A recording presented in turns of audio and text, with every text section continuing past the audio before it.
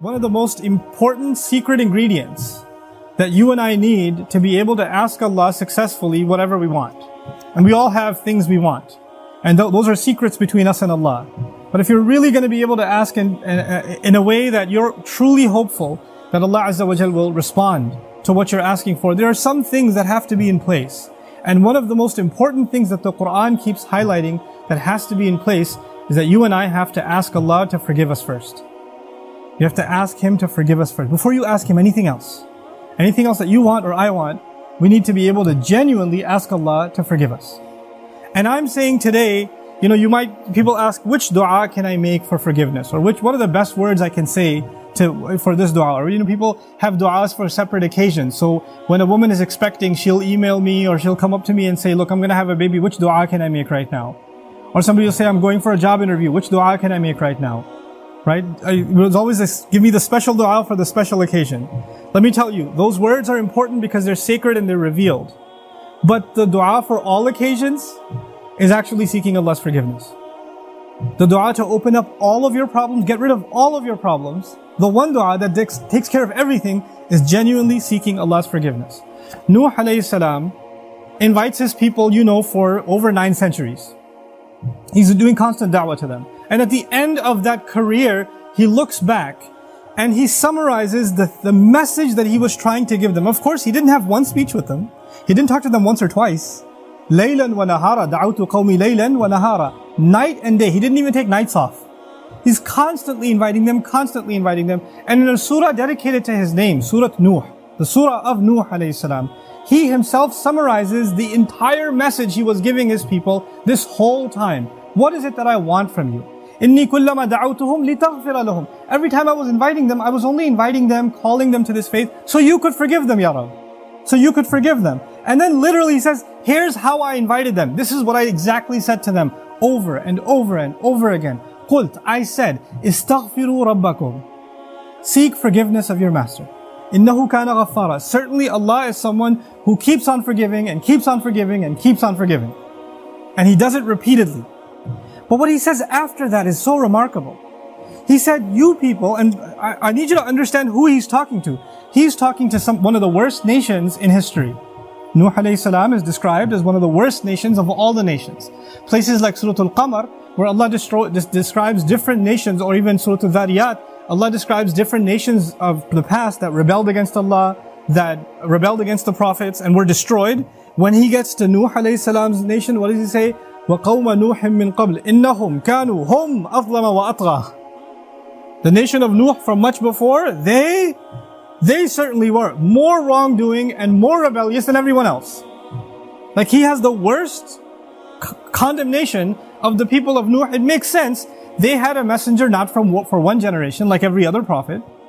They had a prophet 3 generations, 4 generations every century. Every 2 decades there's a new generation of kids that have grown up. And he's seen that century after century after century after century. He's seen 40, 50 generations of people. And they've all rejected Him. And He's making the same invitation to all of them. So the reason I brought this up is for a purpose. He's talking to very, very bad people. He's talking to the worst of the worst. What offer does He make to them? He says, "Istaghfiru rabbakum." Seek forgiveness of your master. إِنَّهُ كَانَ غَفَّارًا. He keeps on forgiving over and over and over again. You guys have been messing up over and over again. Allah keeps forgiving over and over again. But His offer doesn't stop there. He says, يُرْسِلِ السَّمَاءَ عَلَيْكُمْ مِدْرَارًا. Yursili. It's actually Jawab al-Amr here. What that means is, if you seek His forgiveness, then Allah will open up the sky for you and it'll start pouring on you. Now that could be a reference to rain. And ironically, it's not a reference that you will get flooded. They did get flooded, right? They did get flooded, but Allah is talking about a different kind of rain now. If you seek forgiveness, that same rain that destroyed them will be the rain that brings them life. They didn't pray for rain. They didn't ask for rain. And Allah just asked them to make dua to be forgiven. But if you ask dua to be forgiven, the sky will open up and start pouring. Now Allah did not say water will pour. Allah did not say water will pour. He said the sky will pour. Because the sky has a lot more than water. The sky has forgiveness. that comes from the sky. The sky has peace, tranquility, faith, your provision, the solution to your problems. They come from the sky. He will open the floodgates, and everything held from the treasures of Allah that you haven't been getting because you haven't been seeking forgiveness is going to open up. Just ask for forgiveness. You're asking to solve problem A, problem B, problem C. There are problems you don't even know you have. Allah knows that you have them. If you and I just became genuine people of seeking forgiveness, then those problems would start getting solved by divine intervention. يُرْسِلِ السَّمَاءَ عَلَيْكُمْ مِدْرَارًا. And that's not even enough.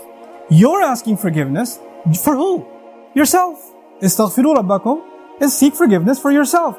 He says, وَيُمْدِدْكُمْ بِأَمْوَالٍ وَبَنِينَ. And He will extend you by giving you money and giving you children. He will further your good legacy with money and kids. It's not even money that will lead you away from Allah, because it's in the context of you seeking forgiveness.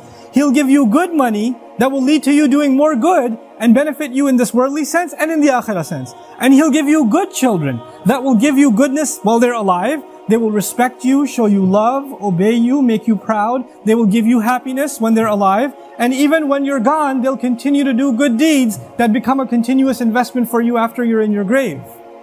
Allah will give you all of these things. By the way, this is the same two words, money and children. Later on, وَإِنَّهُمْ عَصَوْنِي وَاتَّبَعُوا مَنْ لَمْ يَزِدْهُ مَالُهُ وَوَلَدُهُ إِلَّا خَسَارًا. They disobeyed me, and they only follow the people whose money and his kids do nothing but cause them more loss. Money and kids are a means of loss. But when money and kids come from Allah, after you seek forgiveness, they become gain. See, it's the same money and kids. It's the same money and kids. The only difference is, now they have the blessing of Allah's forgiveness on top of them. It's like they were contaminated until Allah purified them with His forgiveness. Istaghfiru rabbakum. And look, seek Allah's forgiveness. What doesn't open up? The sky opens up in ways you can't imagine.